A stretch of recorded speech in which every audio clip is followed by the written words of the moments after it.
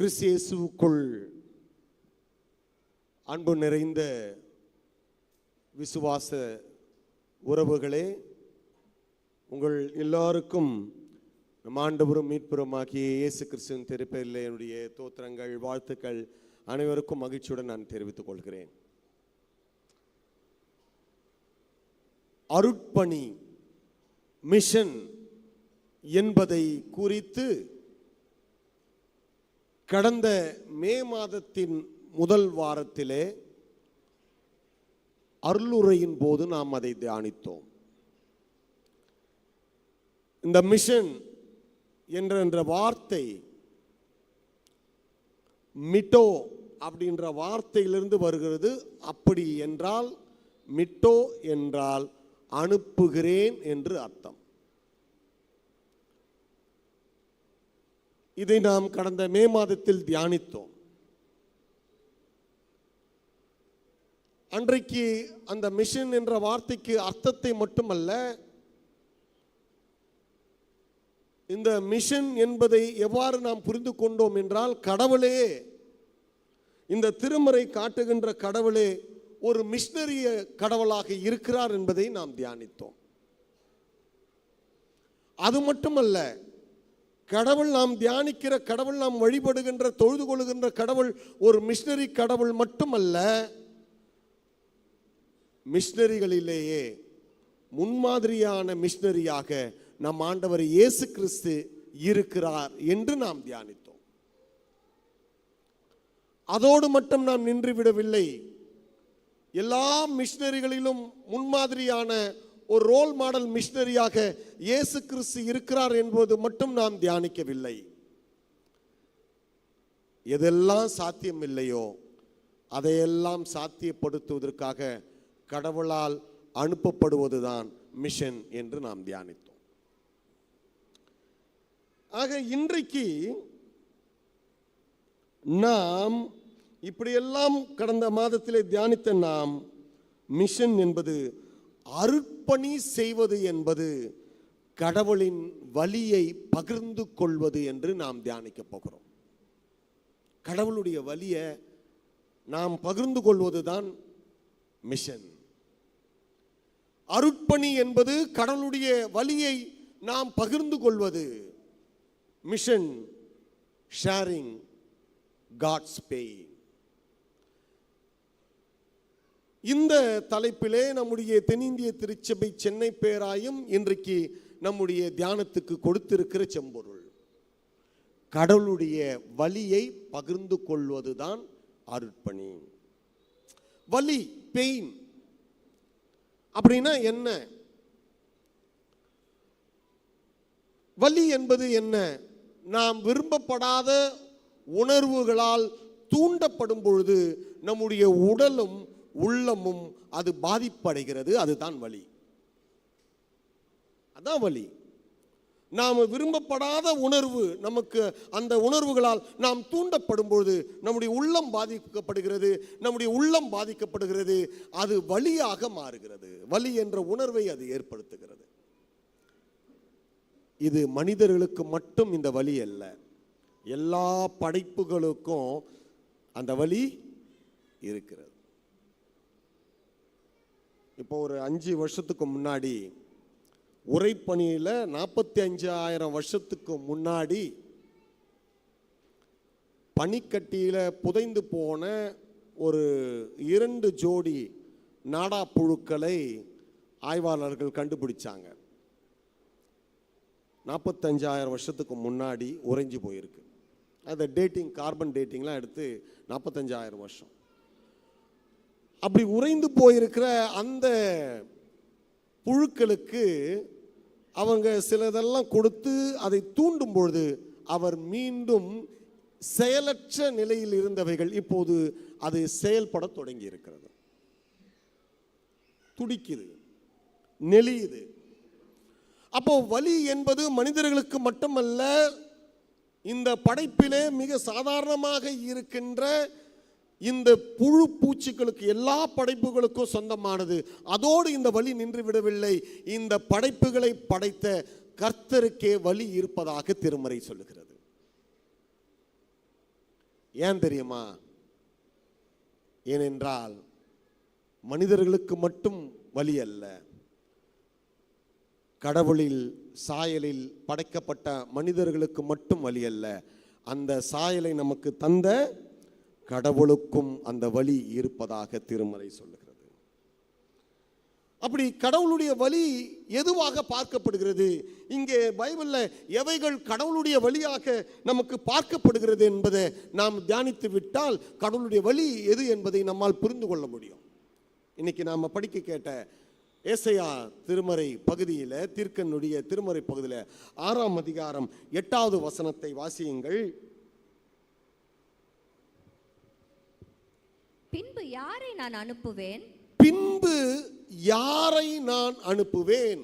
யார் நமது காரியமாய் போவான்? யார் நமது காரியமாய் போவான்? வாசிங்கம்மா. என்று உரைக்கிற ஆண்டவருடைய சத்தத்தை கேட்டேன். ஆண்டவருடைய சத்தத்தை கேட்டேன். எப்படி சொல்றாரு? யாரை நான் அனுப்புவேன், யார் நமது காரியமாய் போவான் என்று உரைக்கிற கர்த்தருடைய சத்தத்தை கேட்டேன். அன்புக்குரியவர்களே, இந்த வார்த்தை வெறும் வினவும் வார்த்தைகள் அல்ல, கேள்வி எழுப்புகின்ற வெற்று வார்த்தைகள் அல்ல, வினா எழுப்புகின்ற வார்த்தைகள் அல்ல.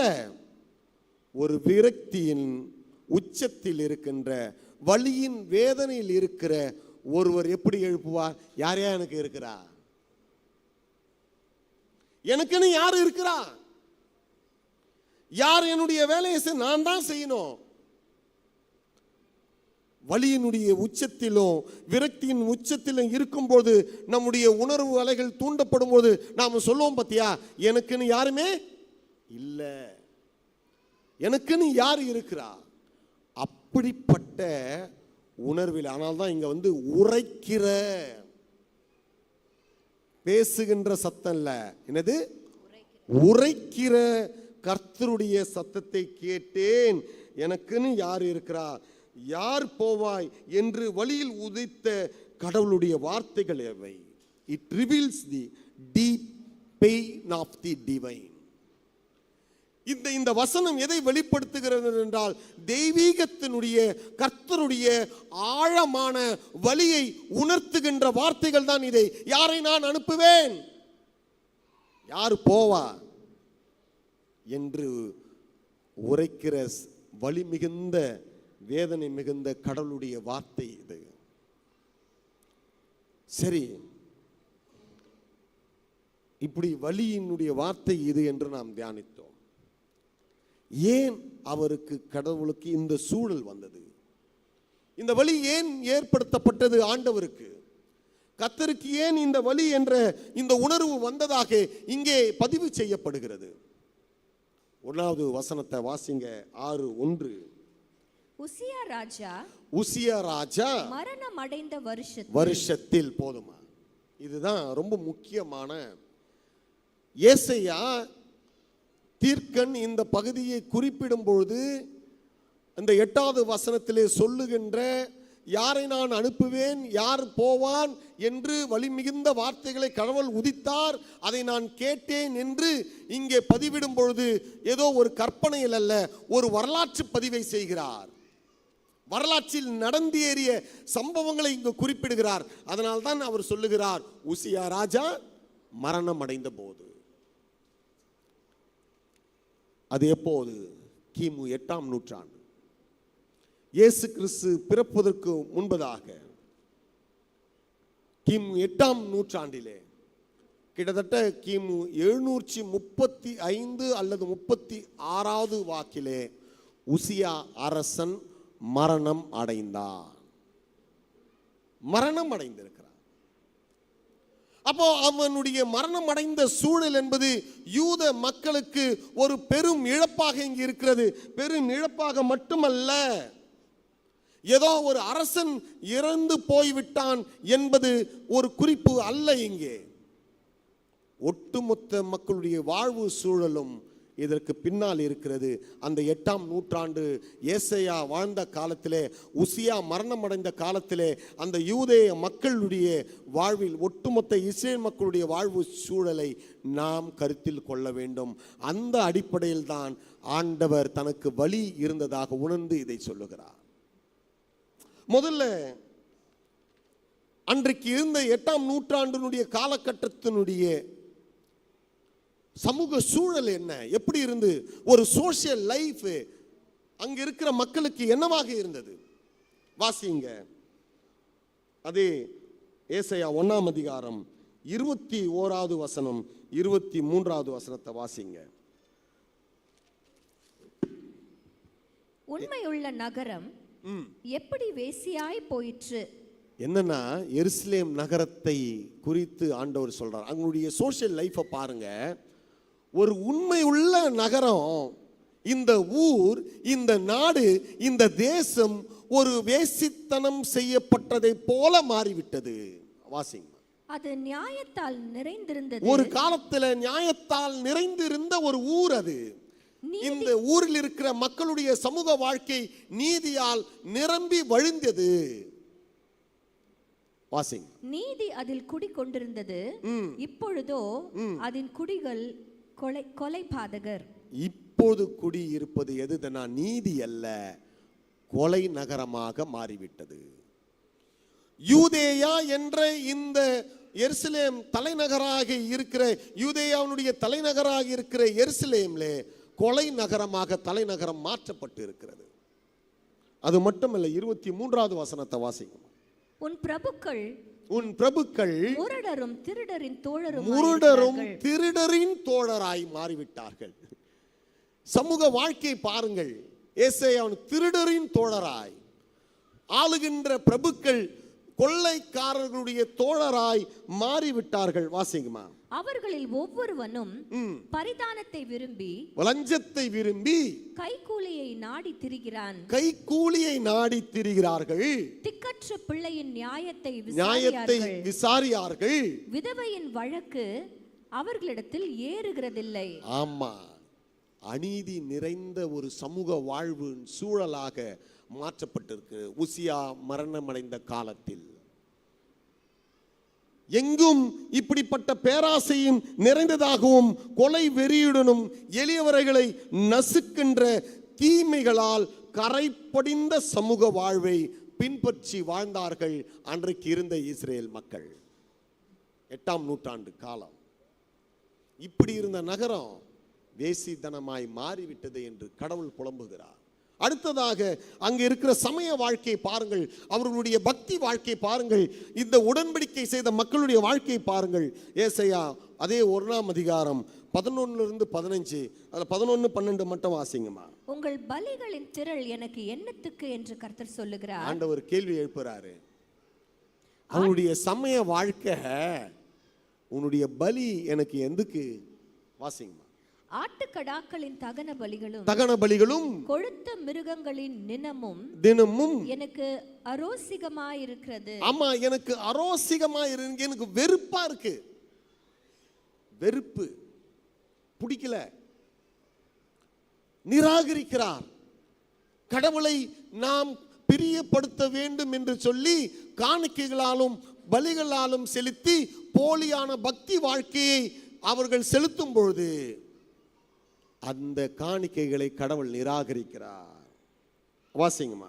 காளைகள், ஆட்டுக்குட்டிகள், கடாக்களுடைய இரத்தத்தின் மேல் எனக்கு பிரியமில்லை. நீங்கள் என் சன்னதியில் வரும் பொழுது என் பிரகாரங்களை இப்படி மிதிக்க வேண்டும் என்று உங்களிடத்தில் கேட்டது யார்? ஆமா, இப்படி எல்லாம் செய்யணும்னு யார் சொன்னது? நானா கேட்டேன். போதுமா, நேரம் இல்லை. நீங்க அந்த 11-15. அப்போ போலியான பக்தி வைராக்கியம், கடவுளுடைய விருப்பத்திற்கு ஒத்துழையாமல், கடவுளுடைய தேவனுடைய சித்தத்திற்கு கீழ்ப்படியாமல், இது கடவுளுடைய திட்டம் என்று ஏற்றுக்கொள்ளாமல் வெறும் பலிகளையும் காணிக்கைகளையும் செலுத்தி அவரை பிரியப்படுத்த பார்க்கின்ற ஒரு போலியான பக்தி வாழ்க்கையை அன்றைக்கு சமய வாழ்க்கையில இஸ்ரேல் மக்கள், உடன்படிக்கை செய்த மக்கள் வாழ்ந்து கொண்டிருந்தார்கள். மூன்றாவது, பொருளாதார வாழ்க்கை. Economic life. அன்னைக்கு 8ஆம் நூற்றாண்டுடைய எக்கனாமிக் லைஃப்பை பாருங்க. அது ஏசாயா 5:23 வாசிங்க.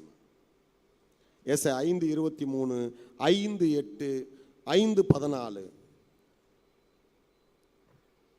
பரிதானத்திற்காக குற்றவாளியை நீதிமானாக தீர்த்து நீதிமானின் நியாயத்தை அவனுக்கு விரோதமாய் புரட்டுகிறவர்கள் பாருங்க, ஐயோ. எப்படி நீதியை புறந்தள்ளி பணம் சம்பாதிப்பதற்காக, நீதியை புரட்டி போட்டு பணம் சம்பாதிக்கின்ற ஒரு பொருளாதார வாழ்க்கை முறையை வாழ்கிறார்கள். அதையே மற்றவர்களும் பின்பற்றுகிறார்கள்.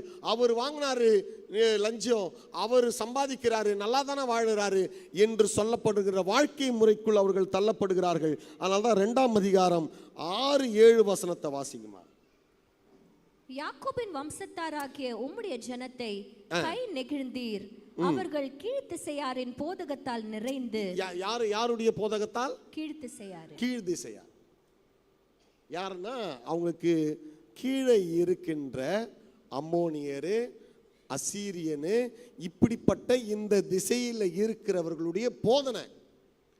ஏன்னா நானும் எங்க நாட்டில் இப்படிதான் நீதியை புறந்தட்டி பணம் சம்பாதிப்பதற்கு ஏழைகளை ஒடுக்கி நான் சம்பாதித்து நான் மட்டுமே வாழ்ந்து கொண்டிருக்கிறேன். மற்ற இடங்களில் பாருங்க, 5:8, 5:14 எல்லா இடங்கள்லையும் பாருங்க, எளியோரை கொள்ளையிட்டு இவர்கள் சுகமான வாழ்க்கை வாழ்கின்ற, ஏழைகள் ரொம்ப கீழிலையும், இங்க பணக்காரர்கள் உயர்ந்த இடத்திலையும் ஒரு எட்டவே எட்டாத ஒரு பொருளாதார சமநிலை அற்ற வாழ்க்கை முறை வாழ்ந்து கொண்டு இருக்கிறார். யாருடைய போதனையில?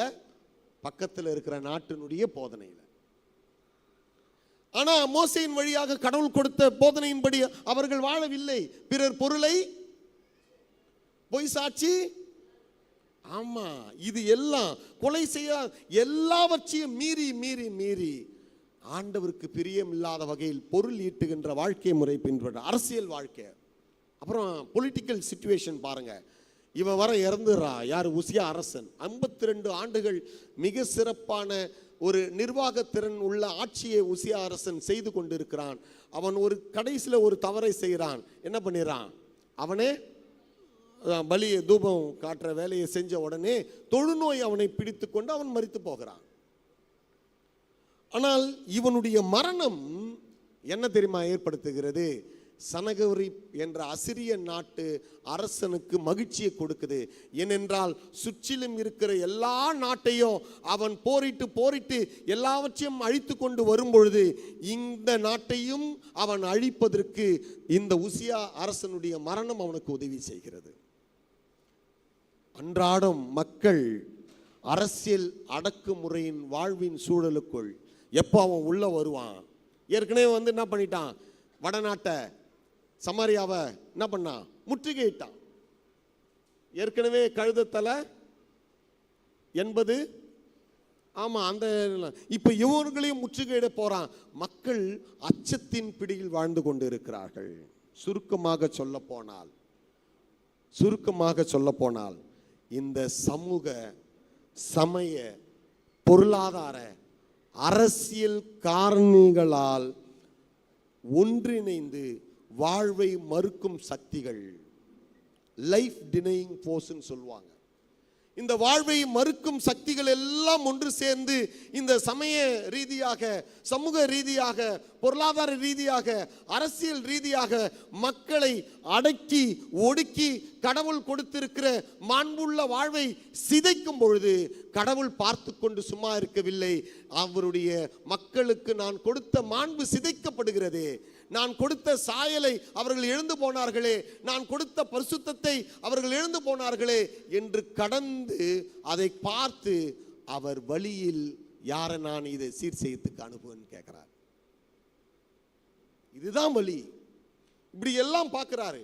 வாழ்வை மறுக்கும் சக்திகள், லைஃப் டினையிங் ஃபோர்சஸ், பிசாசு, இப்படிப்பட்ட சக்திகளை கொண்டு நம் மீது திணித்து நம்முடைய மகிழ்ச்சியான, ஆண்டவர் கொடுத்த மகிழ்ச்சியான வாழ்வை நாம் பெற்றுக்கொள்ளாமல் நம்முடைய வாழ்வை நசுக்குகின்றார். அப்படி நசுக்கும் பொழுது கடவுள் பார்த்து வேதனைப்படுகிறார். ஐயோ, என்னுடைய சாயலிலே படைக்கப்பட்டவர்கள், நான் கொடுத்த மாண்பை பெற்றவர்கள், நான் கொடுத்த பரிசுத்தத்தை பெற்றவர்கள் இப்போது அந்த பரிசுத்தத்தை இழந்து, மாண்பை இழந்து, வாழ்வு நசுங்கி அவர்கள் மாண்டு போகிறார்களே. ஒருவரை ஒருவர் அழித்து கொண்டு ஒருவரை ஒரு நசுக்கி வாழ்கிறார்களே. இதிலிருந்து நான் என்ன செய்வேன் என்று அவர் அங்கலாய்த்து அவர் வழியிலே சொல்லுகிறார், யார் போவா? இதுதான் அந்த வழிக்கான காரணம். யாருக்கு இந்த வார்த்தையை கேட்கிறார்னா, யாருக்கு சொல்றாரு? இங்கே ஏசையா அதை கேட்கிறார். ஏசையா கேட்கிறார். ஏசையானுடைய பெயரே என்ன தெரியுமா? கடவுள் மீட்பராய் இருக்கிறார். என்னது? யாவே மீட்பராய் இருக்கிறார். அப்போ இங்கே ஏசையாவுக்கு கடவுள் கொடுக்கிற வார்த்தை என்ன என்றால், இங்கே யார் போவா, யார் போவா என்று கேட்கும் பொழுது, வழியிலே வேதனை எனக்குன்னு யார் இருக்கிறா என்று கர்த்தர் அங்கலாய்த்து வழியிலே புலம்பும் பொழுது, உரைக்கும் பொழுது, சத்தம் இடும் பொழுது ஏசையா சொல்றாரு, இதோ நான் இருக்கிறேன். அன்புக்குரியவர்களே, இந்த கடவுளுடைய இந்த வழியில் பங்கெடுக்கின்ற அழைப்பு ஏசையாக்கு மட்டுமல்ல, நமக்கும் இருக்கிறது. ஏன் இல்லையா? இது ஏசையாக்கு தான், அவருக்கு தானே ஆண்டவர் சொல்றாரு. இல்லை இல்லை, இது எல்லாருக்கும், நமக்கு எல்லாருக்கும் இந்த கடவுளுடைய வழியில் பங்கெடுக்கின்ற அழைப்பை நாம் எல்லாரும் பெற்றிருக்கிறோம். எந்த அடிப்படையில் என்றால், இந்த ஏசையாவுக்கு இந்த அழைப்பு எந்த சூழலில் அது கொடுக்கப்படுகிறது பாருங்கள். எந்த சூழல்ல ஏசையா இந்த அழைப்பை அவர் பெற்றுக்கொள்ளுகிறார்? கடவுளுடைய வழியிலே பங்கெடுக்கின்ற அந்த பொறுப்பு எனக்கும் இருக்கிறது, இதோ நான் போகிறேன் என்று சொல்லுகிறார் என்பதை நாம் நிதானித்து பார்க்க நாம் அழைக்கப்படுகிறோம். அப்பதான் அந்த அழைப்பில் எனக்கும் பங்கு இருக்கிறது, அந்த வழியை தீர்க்கின்ற பணியில, அர்ப்பணியில எனக்கும் பங்கு இருக்கிறது என்று நாம் உணர்ந்து கொள்ள முடியும். 6ஆம் அதிகாரத்தினுடைய இந்த முதல் வசனத்தை வாசிங்க. அந்த சூழலை பாருங்கள். உசியா ராஜா மரணம் அடைந்த வருஷத்தில் ஆண்டவர் உயரமும் உன்னதமுமான சிங்காசனத்தின் மேல் வீற்றிருக்க கண்டேன். அவருடைய வஸ்திர தொங்கலால் தேவாலயம் நிறைந்திருந்தது. முதல் சூழல், இந்த அழைப்பு எங்கிருந்து ஏசையாவுக்கு கொடுக்கப்படுகிறது? தேவாலயத்தில். தேவாலயத்திலிருந்து இந்த அழைப்பினை அவர் பெற்றுக்கொள்ளுகிறார். ஆகவே அந்த சூழ்நிலையிலிருந்து, தேவாலயத்தின் சூழ்நிலையிலிருந்து இதோ நான் போகிறேன் என்று சொல்லுகிறார். இரண்டாவது வாசிங்கம்மா. அதே சேராபீன்கள் அவருக்கு மேலாக நின்றார்கள். அவர்களில் அந்த வஸ்திரத்தினுடைய தொங்கலாடை, முதல் வசனம் அம்மா, அவருடைய வஸ்திர தொங்கலால் தேவாலயம் நிறைந்திருந்தது. இரண்டாவது சூழல் பாருங்க. முதல் தேவாலயம், இரண்டாவது அவர் வஸ்திரத்தினுடைய தொங்கலாடை. இது எதை குறிக்கிறது? அவருடைய ஏகத்துவத்தை குறிக்கிறது, அவருடைய தனித்தன்மை குறிக்கிறது. சுற்றிலும் இருக்கிற மக்களுக்கெல்லாம் திரளான தெய்வங்கள், ஆனால் இந்த திருமறையினுடைய தெய்வம் யாவே யாரு?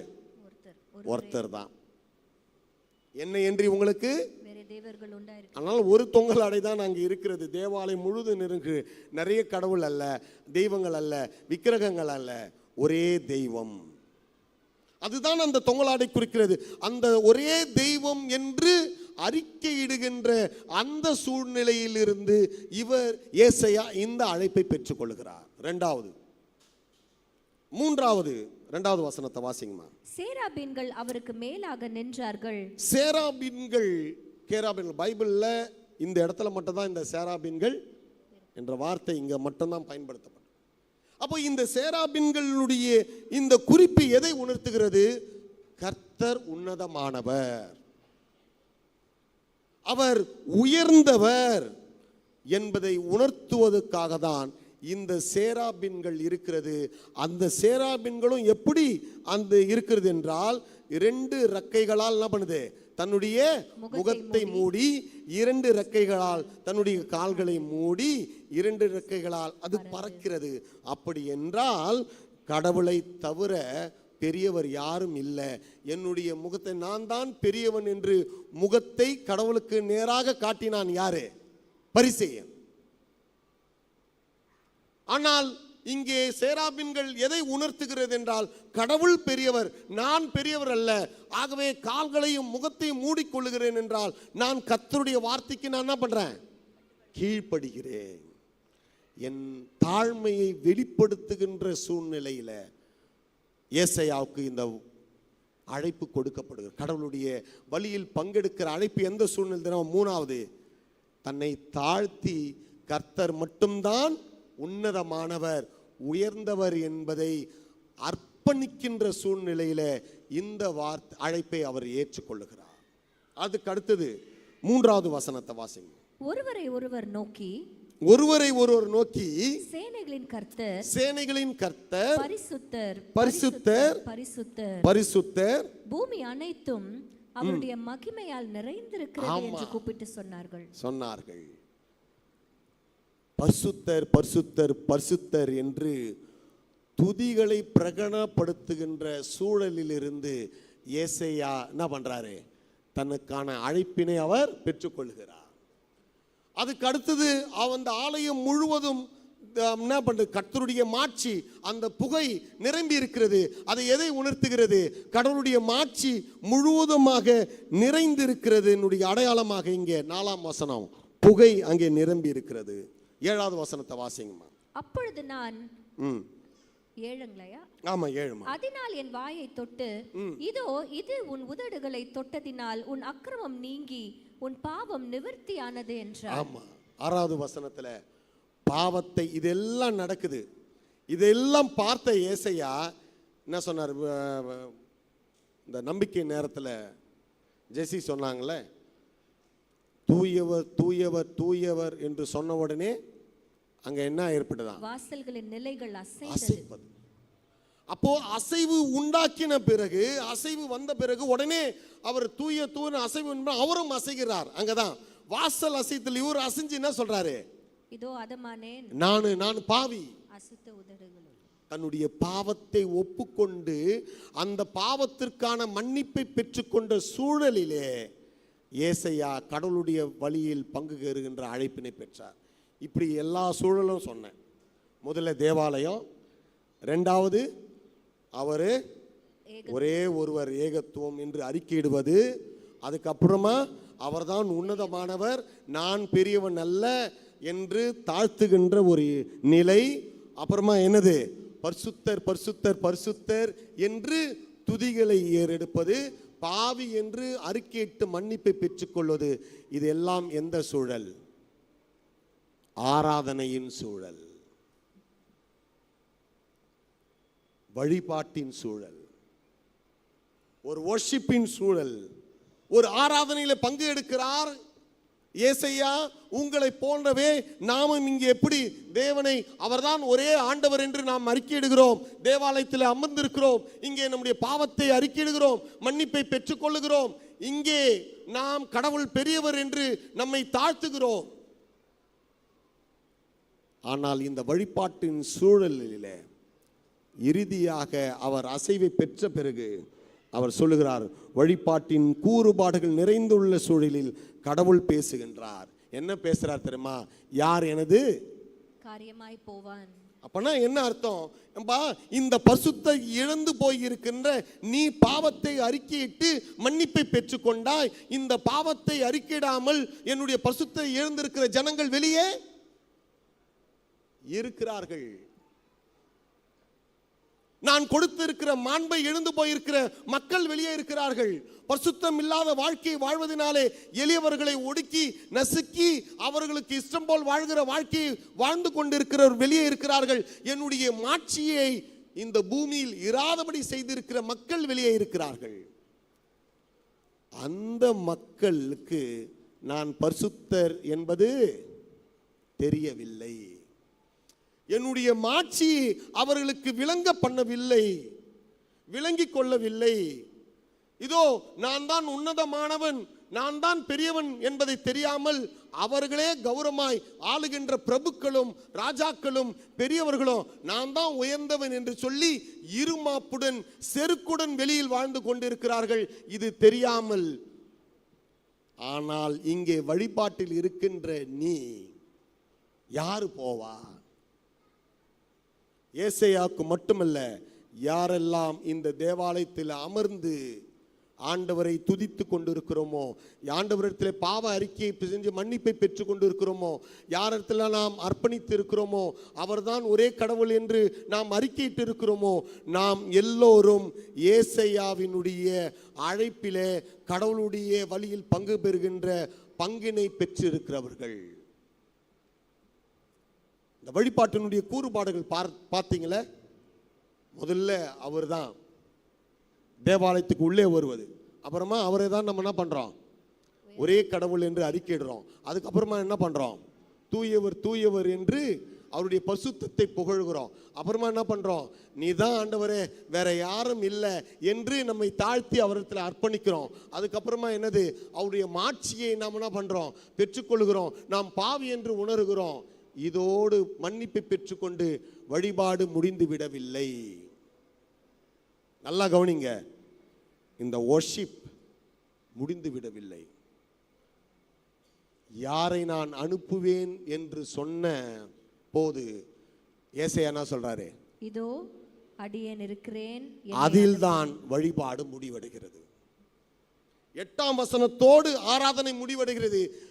Mission is the completion of the worship. அருட்பணி செய்வதுதான். ஆண்டவருடைய இங்கே உட்கார்ந்து நாம் அமைதியோடு இருந்து ஆராதித்து மன்னிப்பை பெற்றுக்கொண்டோடு நாம் வெளியே செல்வதோடு இந்த வழிபாடு நிறைவடையவில்லை, இந்த ஆராதனை முற்று பெறவில்லை. இந்த ஆராதனை எங்கே தெரியுமா முற்று பெறுகிறது, யாரை நான் அனுப்புவேன் என்று சொன்ன கர்த்தருக்கு இந்த வழிகளில் பங்கெடுக்கிற பாத்திரவான்களாய் யார் மாறி வெளியே போய் ஆண்டவருடைய அருட்பணியை செய்கிறோமோ அங்கே ஆராதனை முடிவடைகிறது. இல்லைன்னா இன்கம்ப்ளீட் வொர்ஷிப். இது இந்த ஆராதனை இன்கம்ப்ளீட். இந்த அதுதான் இங்கே தான் ஏசாயா சொல்லுகிறார். என்ன சொல்லுகிறார்னா, நான் இருக்கிறேன் என்று சொன்ன உடனே ஆண்டவர் அவரை அனுப்புகிறார். அதான் அதோடு முடிகிறது. அன்புக்குரியவர்களே, mission is the completion of the worship. அருட்பணி, கடவுளுடைய வழியில யாரெல்லாம் பங்கெடுக்கிறீர்களோ அவர்கள்தான் இந்த ஆராதனையை நிறைவு செய்கின்றவர்களாக நாம் மாறுகிறோம். அப்போ வெளியே இருக்கிறவர்கள் கடவுளுடைய மாண்பை இழந்து போயிருக்கிறாங்களே, கடவுளுடைய பரிசுத்தத்தை இழந்து போயிருக்கிறாங்களே, அவருடைய பரிசுத்தம் என்னன்னு தெரியாம பாவிகளாக இருக்கிறார்களே, அவர்கள் என்ன செய்வது? சரி, அந்த வழியில் நான் மிஷன் பணியை செய்கிறேன்னா என்னால் என்ன செய்ய முடியும்? நீங்க யோசிக்கலாம். இந்த மிஷன் எப்பவுமே அது என்னவா இருக்குன்னா ரெஸ்பான்சிவ் மிஷனாக தான் இருக்கணுமே ஒழிய அது ரீஆக்டிவ் மிஷனாக இருக்கக்கூடாது. அதுதான் இந்த அர்ப்பணியினுடைய மிக முக்கியமான ஒரு சாரம். மிஷன் என்பது ஒரு ரெஸ்பான்சிவ், பதில் அளிக்கின்ற பணியா இருக்கணும். பிசாசு இப்படி சமூகத்தில் பாதிப்பை ஏற்படுத்தி இருக்கிறானா, அரசியலில் பாதிப்பை ஏற்படுத்தி இருக்கிறானா, பொருளாதார வாழ்க்கையில் பாதிப்பு இருக்கலாம், அதற்கு நாம் ரீஆக்டிவாக எதிர்வினை ஆற்றக்கூடாது. அவன் செய்ததை போல நாமளும் என்ன பண்ணக்கூடாது, பதில் அளிக்கணும். அந்த பதில் தான் என்னன்னா ரீரூட்டிங் மிஷன், திசை திருப்பணும். திசை திருப்புகின்ற வழி. நான் ஏற்கனவே நம்ம சர்ச்சில் நடக்கிற ஊழியங்களை நான் பல முறை பட்டியலிட்டு இருக்கிறேன். இன்னைக்கு மாலையில நடக்கும் ஒரு அற்புதமான ஊழியம். என்னது? மது அவர்களுக்கான மறுவாழ்வு திருப்பணி இங்கே நடந்து கொண்டிருக்கிறது. நம்ம வீட்டிலையும் நம்ம வீட்டை சுற்றிலும் நம்முடைய உறவினர்களும் எத்தனை பேர் இந்த மதுவினாலும் போதை பழக்கத்தினாலும் பிடிக்கப்பட்டு இருக்கிறார்கள். ஒரே ஒரு சின்ன இடத்துல திசை ரீரூட்டிங் மிஷன். காலையில் நான் ஆராதனைக்கு போயிட்டு வந்தேன், என் ஆராதனை முடிவடையலை. உங்களுடைய ஆராதனை முடிவடையினா மாலையில் நீ அங்கே ஆலயத்துக்கு போ. உன்னை பிடித்திருக்கிற இந்த ஒரு பசுத்தம் இல்லாத வாழ்க்கையை நீ இழக்கணும். நீ பாவி என்று நான் உணர்ந்து விட்டேன், நான் மன்னிப்பை பெற்றுக்கொண்டேன், ஆகவே ஆண்டவர் பரிசுத்தராயிருக்கிறார், நான் வாழ்வை பெற்றுக்கொண்டேன், நீ வாழ்வை பெறு என்று சொல்லி அவருக்கு திசை காட்டுகின்ற பணியை நீங்க நானும் செய்ய வேண்டும். அப்பொழுது இந்த ஆராதனை முடிவடையும். நமக்கு ஏன் வந்தது? அடுத்தவங்க விஷயத்துல போய் ஏன் நம்ம மூக்க நுழைக்கணும் அப்படின்னு நாம நினைக்கிற இடத்துல நம்முடைய ஆராதனை அது நின்று போகிறது. அது பிசாசு உள்ளே நுழைந்து விடுகிறான். எனக்கு ஏயா இருக்கிற பிரச்சனையில் நான் எதுக்கு தலையை போட்டு சுத்தணும்? ஒரு போதை பழக்கத்தில் இருக்கிற ஒரு பையனோ வாலிபனோ அவர்களை கொண்டு வாங்க. நம்ம பெனா கூட ஒரு செய்தியை சொன்னார். கோயம்புத்தூர்ல ஒரு பொண்ணு திருச்சபைக்கு வந்து கொண்டிருந்த ஒரு இளம்பெண், 18-20 வயசாப்பா, போதை பழக்கத்தினால் தற்கொலை செய்து கொண்டாள். ரெஸ்பான்சிவ் மிஷன் எங்க போச்சு? உடனே சொல்லும், ஒழுங்கா வளர்க்கல. அவங்க பெத்தவங்க என்ன பண்ணியிருந்தாங்க? திருச்சபை மக்கள் நீங்களும் நானும் நம்முடைய ரெஸ்பான்சிவ் மிஷனை நாம் திசை காட்டுகின்ற ஊழியத்தை நாம் செய்ய மறுத்ததினால் அந்த பெண் தன்னுடைய வாழ்வை இழந்து போனாள். அந்த மரணத்தில் நாம் பங்கெடுத்திருக்கிறோம். கடவுளுடைய வழியில் பங்கெடுக்காமல் நாம் போய்விட்டோம்.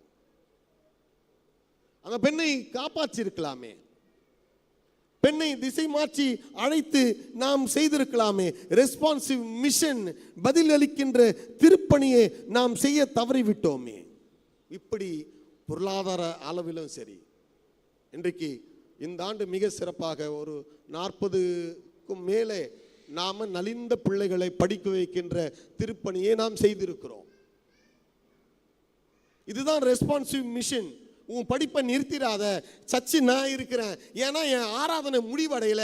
என்னுடைய ஆராதனை உன்னுடைய படிப்பில் அது நிறைவடைகிறது.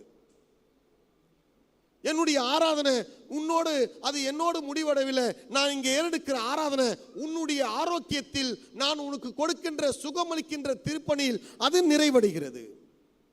அன்புக்குரியவர்களே, இந்த மிஷன் மைண்ட் நமக்கு எல்லாருக்கும் தேவை. டொனேஷன் மைண்ட் தேவையில்லை. அதான் சொல்றாரு, உன்னுடைய காணிக்கைகளில் எனக்கு டொனேஷன் கொடுத்துட்டு போறது அல்ல. மிஷன் மைண்ட் நம்முடைய எல்லா புத்தியிலும் நமக்கு இந்த சொல்லுவாங்க பார், நாடி நரம்பு எல்லாவற்றையும் புத்தியில ஊறி போயிருக்கிற அந்த மிஷன் மைண்ட், இயேசு கிறிஸ்துவனுடைய அந்த திருப்பணியினுடைய மனதை நாம் எல்லோரும் பெற்றிருக்க வேண்டும். அதுதான் வொர்ஷிப் நிறைவடைகிறது. அம்மா சொன்னாங்க, அன்னை தெரேசா, நான் பார்க்கிறேன் எல்லா ஹியூமன் பீயிங்லையும், இன்க்ளூடிங் புவர், இன்க்ளூடிங் ஆல்கஹாலிக், போதையில் பாதிக்கப்பட்டவங்க, ஏழை, அவனை ஏழையா ஒடுக்கின பணக்காரன், இப்படி எல்லாத்திலையும் பார்க்குறேன். கொலைக்காரன், திருடன், அவனால் பாதிக்கப்பட்டு பணம் இழந்து போயிருக்கிற வறியவன், எல்லாத்திலையும் பார்க்குறேன். இயேசுனுடைய இமேஜை நான் பார்க்குறேன், இயேசுனுடைய சாயலை நான் பார்க்குறேன். எல்லாரையும் நான் ஒன்னா சேர்க்கணும் தான் நான் இந்த ஊழியத்தை நான் செய்கிறேன் என்று சொன்னார்கள். அதனால தான் சொன்னார் இயேசு கிறிஸ்து லூக்கா 10 சொன்னார். என்ன சொன்னார்? ஓநாய்களுக்குள்ளே அந்த ஓநாய்களை நீங்கள் ஆடுகளாய் மாற்றுங்கள். ஓநாய்களை சாகடிக்கின்ற ரியாக்டிவ் மிஷனை, ஒரு பதிலளிக்க எதிர்வினை ஆற்றுகின்ற மிஷனை செய்யக்கூடாது. ஆடுகள்லாம் போய் நாம் பலசாலியா எல்லா ஓனையை சாகடிக்கிற, பாவிகளை சாகடிக்கிற வேலையை செய்வது மிஷன் பணி அல்ல. ஓநாய்கள் ஆடுகளின் தன்மையை பெற்றுக்கொள்ளவும், ஓநாய்களை பார்த்து பயப்படாமல் மனதை ஆடுகள் பெற்றுக்கொள்ளுகின்ற இந்த அர்ப்பணியை செய்ய நீங்களும் நானும் அழைக்கப்பட்டு இருக்கிறோம். ஆண்டவருடைய அந்த பழைய ஏற்பாட்டில் எப்படி வலி மிகுந்த வார்த்தைகளை ஏசாயாவுக்கு சொன்னது போல புதிய ஏற்பாட்டிலே சொல்றாரு. அந்த வசனத்தோடு வாசித்து நாம் நிறைவு செய்வோம். லூக்கா 10:2 வாசிங்க. லூக்கா 10:2. அப்பொழுது அவர் அவர்களை நோக்கி, அறுப்பு மிகுதி, வேலையாட்களோ கொஞ்சம். இங்க சொல்றார் பாருங்க, இதுவும் வலி மிகுந்த வார்த்தைகள். இவ்வளவு அறுப்பு மிகுதியா இருக்கிறது. ஆனால் இந்த மிஷன் மைண்டை பெற்றுக்கொண்டு செல்லுகிறவர்கள் கொஞ்சம் பேர் தான். இங்க நாம் எல்லாம் வொர்ஷிப்பர்ஸ். ஏசையா போல வழிபாட்டிலே பங்கெடுத்துட்டு ஏசையா போல அவருடைய அர்ப்பணியை செய்ய இதோ நான் இருக்கிறேன் என்று அந்த அர்ப்பணிப்பின் கடவுளுடைய வழியில் பங்கு பெறுகின்ற மாற்றத்தை நீங்களும் நானும் செய்வதற்கு நாம் அழைக்கப்பட்டிருக்கிறோம். அன்புக்குரியவர்களே, நம்முடைய வழிபாடு அருட்பணியில் தான் நிறைவுபடுகிறது. அறுப்பு மிகுதி, வேலையாட்களோ குறைவு. காது உள்ளவர்கள் கேட்க கடவர். கர்த்தர் இந்த திருவார்த்தைகளை ஆசீர்வதிப்பாராக. ஆமென்.